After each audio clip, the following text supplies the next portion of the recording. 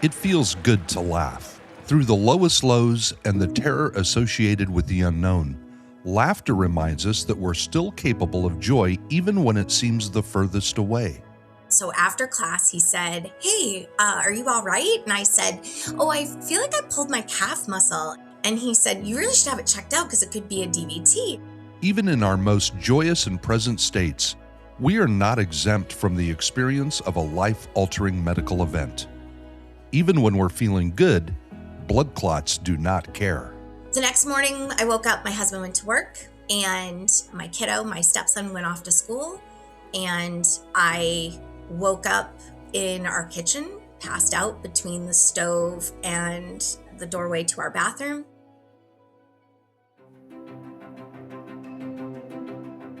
Every 6 minutes, somebody in America dies of a blood clot. Isn't it time people started to pay attention? We're here to change that statistic. Welcome to Taking a Breath, a Stop the Clot podcast. An award-winning podcast dedicated to bringing awareness of the dangers of blood clots from the clotting disorders community to the world. With the help of many notable blood clot survivors, we are here to give you the knowledge and the skills you need to prevent this silent killer. My name is Leslie Lake. I am the volunteer president of the National Blood Clot Alliance, and I am a blood clot survivor. And my name is Todd Robertson. I am the patient engagement liaison for the National Blood Clot Alliance, and I am a 7-time blood clot survivor. And we're here to stop the clot.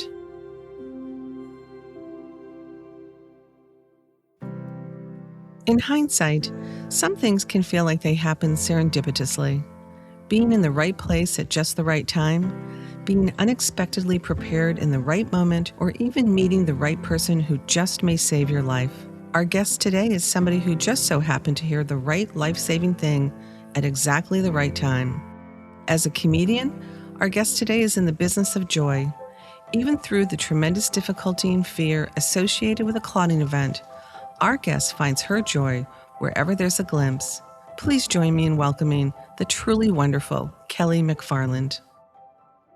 Yeah, so I'm Kelly MacFarland. I'm a comedian. It's my full-time job is bringing joy to the masses through laughter. And I'm a blood clot survivor. That's it. That's all I want people to know. No, I want them to know so much more. My blood clot event happened in 2018, and I want to say I was in really good health. I had just lost some weight. I was feeling good. In early 2018, I got a bad bout of vertigo. This is in the first half of the year. And so I'm not sure if they're related or not to my blood clot event. I stand firm that the two are related. I am not a doctor, so don't follow my advice at all. However, it's just an odd sense of timing. So I had already had a rough start to 2018.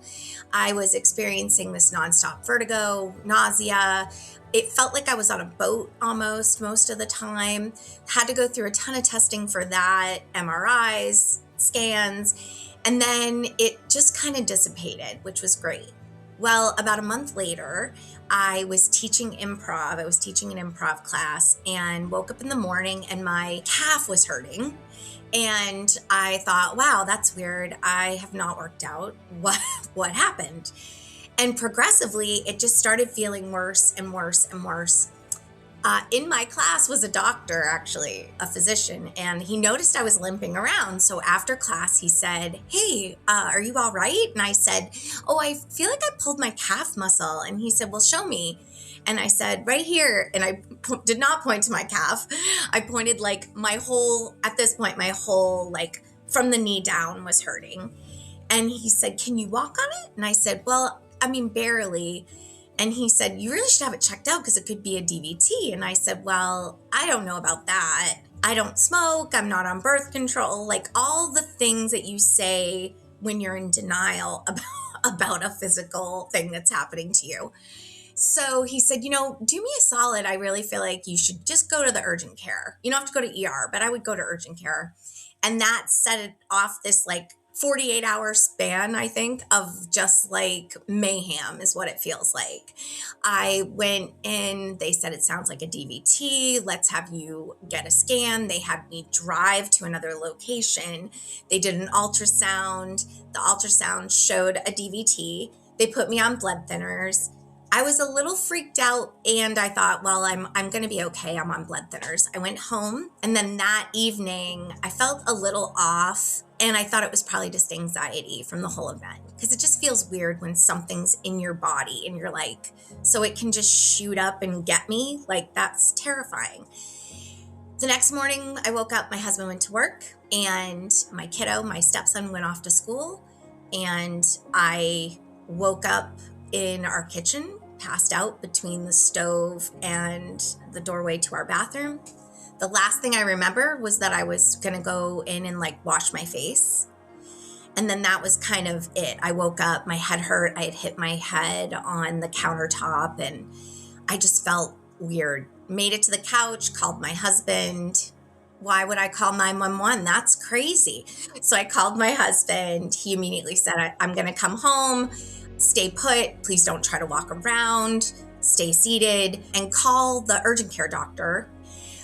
We go through this whole thing and come to find out they did a CT scan and they're showing a pulmonary embolism in my lung. She was real little, she was just a little one, but she was in there. So this wasn't the first event and they sent me directly to the ER. And when I got to the ER, this is where things changed for me because I've never had this much pushback about what's actually physically happening to me. I kept telling them, well, I had a DVT. Well, what do you mean you had a DVT? I was like, do you not know what that is? Like, are you a doctor? And it was very frustrating for me because I didn't understand why I had to keep telling the story. And I even had the scan with me. They're like, what am I supposed to do with that? Because it's an ER. So they're just, and I'm like upright and my eyes are wide open and I'm trying to explain. And they said, well, you're on a blood thinner. There's not much more we can do. And they just sent me home. And so I went home and then I had an appointment with my hematologist, my doctor. And she actually was just like a game changer for me. So now I'm perpetually on a blood thinner and trying to keep my weight down and, stay in check.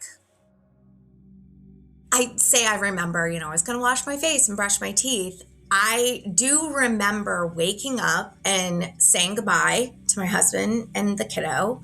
And then I remember feeling like a little off, but I was on this new medication. I was on this blood thinner. So I was like, I don't know, maybe this is just normal. And I went into our bathroom and I do remember I got my toothbrush out and I was like, I kind of feel like I'm going to pass out. Now it's bubbly, right? Now it's like, I remember thinking I'm going to pass out. Then I remember thinking I've got to get back to the bedroom. That was my thought. And then I woke up in the kitchen. So I think I felt off. Something felt weird in my person. And what I should have done is called 911 and said, hey, I had a DVT yesterday. I was in the emergency room. I feel like I'm going to pass out. Can you send help? And I feel like we're just so programmed to not listen to our common sense and be like, I'll be fine. I'll just keep going. It's fine. Don't do that. Never do that. First and foremost, I think that our medical system is really understaffed because my takeaway, and this was in end of 2018, it was in November of 2018. So I've had a lot of time to reflect on it. And my thought is like, I remember going into the ER and there were patients in the hallways. So it was really busy and crowded. And I remember feeling sympathetic towards the staff and the physicians and the nurses and everybody. And I also remember an eye roll from the doctor who saw me. I also remember when I said they found a small pulmonary embolism in my lung, eye roll again. Well, I doubt that because you'd be dead. Yeah. And I remember when they said that, I kind of did puff up a little bit. I didn't lose my cool because I was scared. However, I was like, what I'm telling you is I have a scan here of what they found. Do you want to see it? I don't know what you want me to do with that. And honestly, you're on a blood thinner. go home and relax. I remember going home and thinking, if I don't find a doctor who can explain this to me, I'm going to go crazy, because that is something that I don't think we talk about enough, is that medical events that's science, right? And it is anxiety inducing. It causes fear. I didn't want to leave my house. I didn't want to be alone. I made my husband stay home for 2 days. When he did go to work, he left in the morning and I was so brave. And then I just sobbed because I was like, well, what if it happens again? What if no one's helping me? So I'm supposed to just fingers crossed. It's not a healthy way to proceed. And I can't say enough good things about my doctor, who helped me feel like I wasn't losing it. You feel like you're losing it. I remember sitting at the appointment with my hematologist and saying, did I have a pulmonary embolism? Did I make that up? Because there's a piece here that I'm not referencing that I should. I reached out to my primary care physician at the time, which I'm here to report no longer with that primary care. Haven't been since this happened. And he was angry with me for going to the urgent care. He was angry about it. He's like, well, you should have called and got an appointment with our office. And I said, it's urgent care for a reason. I went to urgent care, and I try to explain there's a doctor in my improv class I'm teaching. And he was very frustrated that I even went to urgent care. He's like, a lot of times, it's an urgent care, they're in and out. I was like, not this one. They had a huge CT machine. I went in it. And he's like, well, so there's this constant feeling of be an advocate for yourself. And when I met my hematologist, I just felt like she just looked me in the eyes and said, this is what happened to you. Do I know if this PE would have killed you? I have no idea.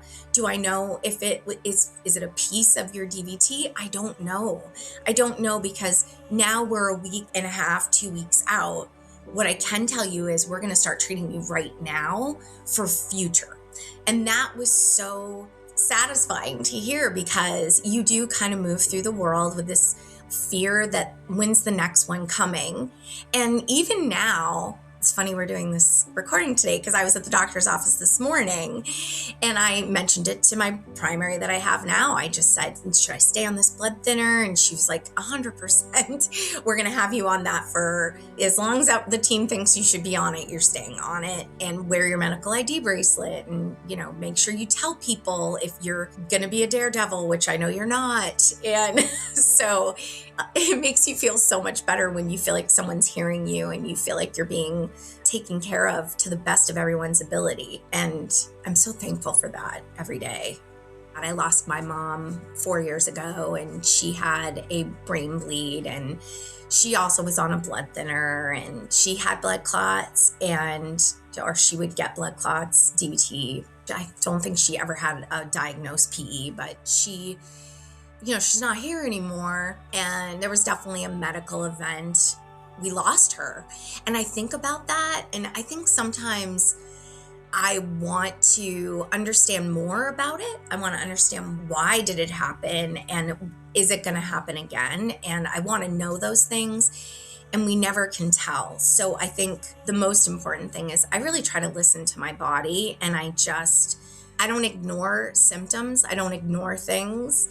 And I have no embarrassment when it comes to sitting in a doctor's office and telling them what I'm feeling and what I think, because I'd rather walk out, and I think the doctor would rather have you walk out too than, oh, well, she just never called, or she never went in, or it's better to be safe than sorry. And if you're not going to do it for you, do it for the people in your life that care and love you. And I think the more we can talk about it, the better. The only thing that's really changed for me is that I wore a medical ID bracelet for a long time. I was really good about it. And then somehow, I don't know, I stopped wearing it a few years ago. And I work on cruise ships a lot. So I perform on cruise ships. And so I'll be gone and I'm by myself, foreign countries, by myself. I'm learning Spanish on Duolingo, but I'm not fluent by any means. And so English is my primary language, and that is not our world's language. I don't care what anyone tells you. It's many people speak many different languages. And so not having the ID bracelet on it's like a non-negotiable.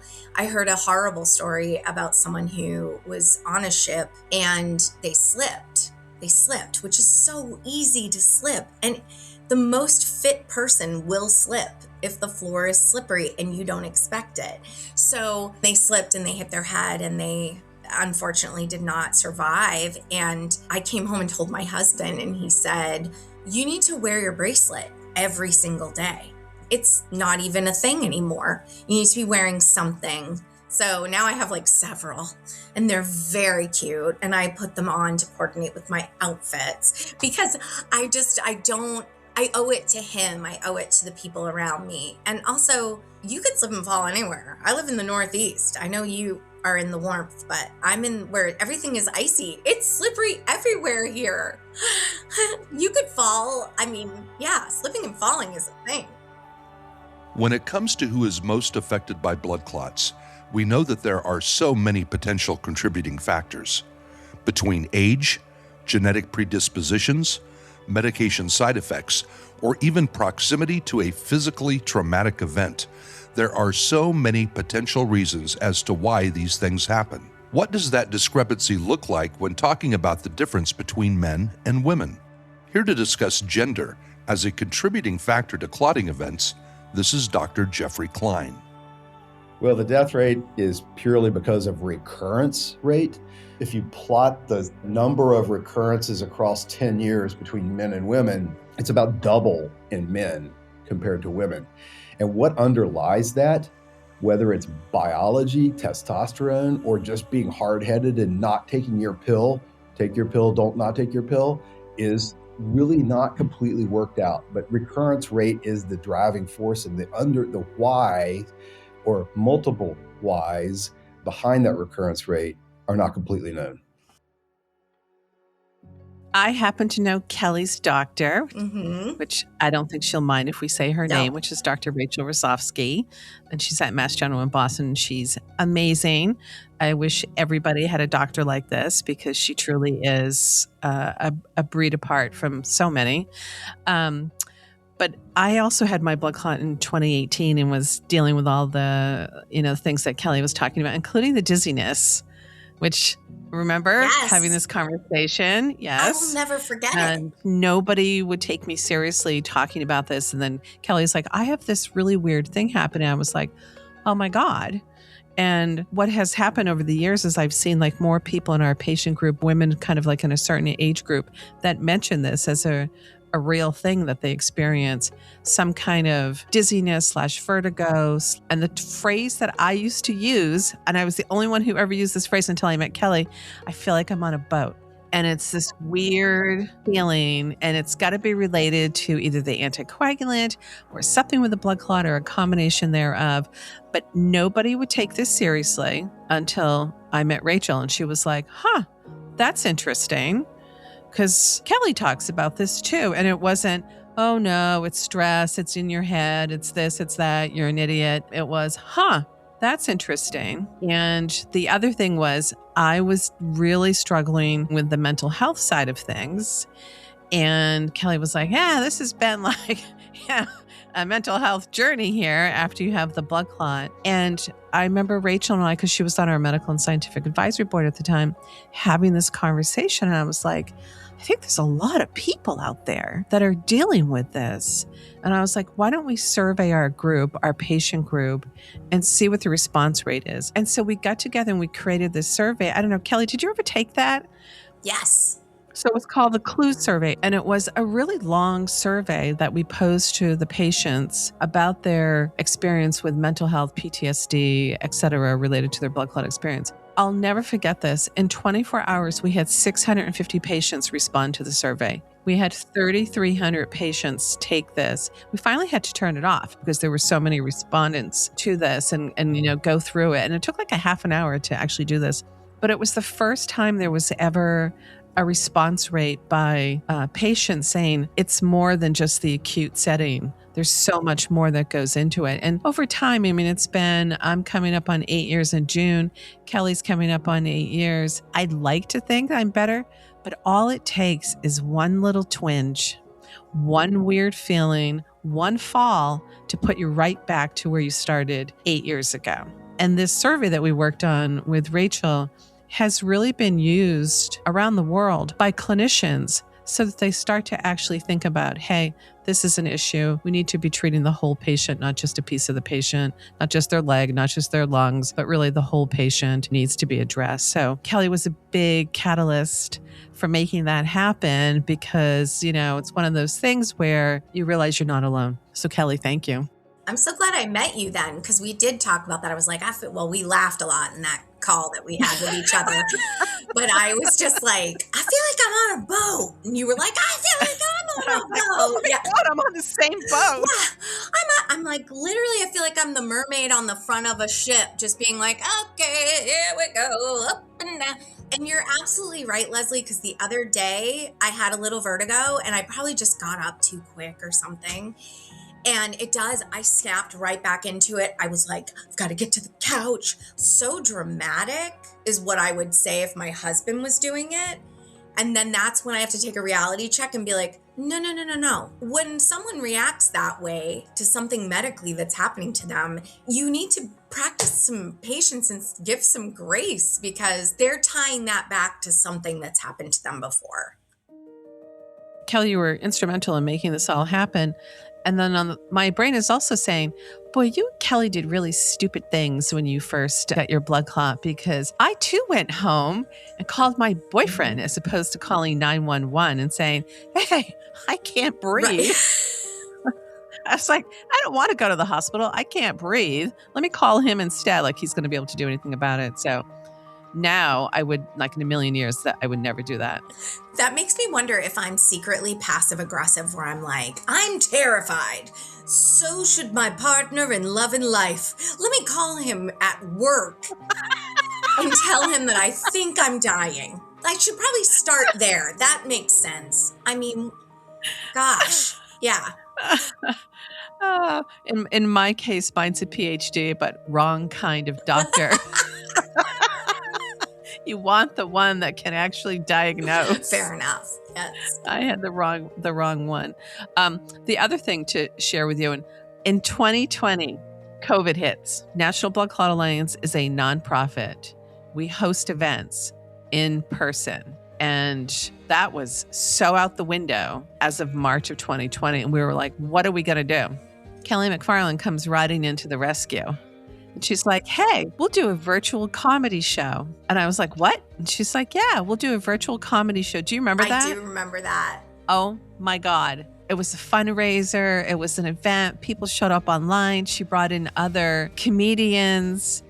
It was amazing. Like everybody had a blast. It was amazing. And it was the power of people who've been impacted by this coming together, because Rachel was involved. She got on. Yes. I think she spoke. She actually. did. Yeah, I interviewed her. Yeah. About blood clots, and you did your thing, and you had a bunch of people get on and they did their thing. And it was a really cool thing to organize. But it was the power of people who've been impacted by blood clots coming together during a period of crisis, because their traditional way of communicating with the public had gone out the door because of COVID.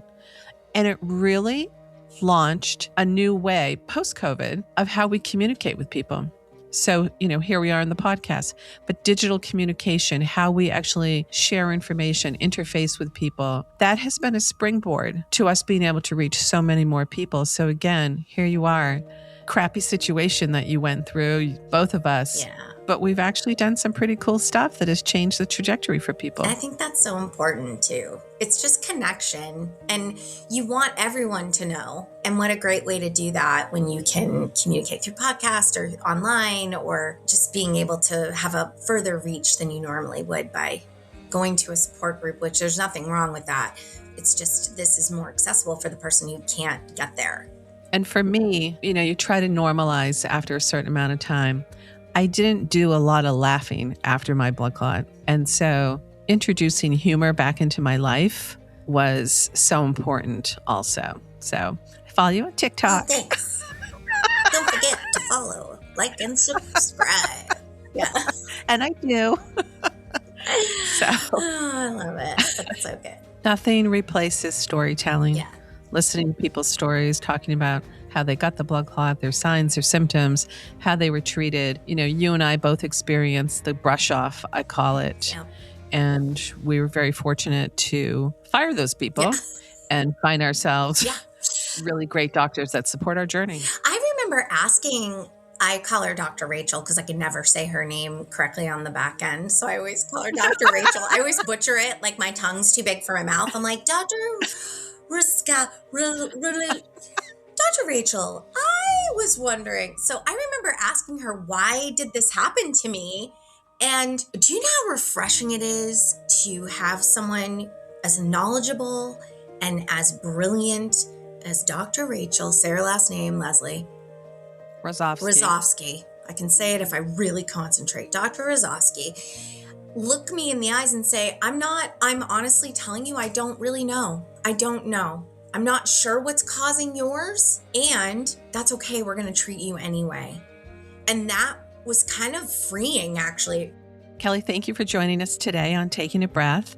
You have taken a difficult situation and voice to help so many people, and we thank you for that because we know that your story will save lives. While this is never a funny situation, you're a funny person, and I love spending time with you, so we got to get you back on the show again. Yes, likewise. Thank you for having me. And if people want a laugh, they can always look me up. It's Kelly MacFarland. And if you have any questions about your own blood clot journey and you want to ask me anything, I'm always open to that. So thanks. Oh, awesome. Thank you. Thank you. Thank you for joining us on another episode of Taking a Breath. We want to thank Kelly for sharing her story with us today. A special thank you to Dr. Jeffrey Klein for his insight and expertise. For more information on risks, prevention, and community, please visit stoptheclot.org. And if you wish to aid in our efforts of blood clot awareness, consider donating to our cause at stoptheclot.org/donate.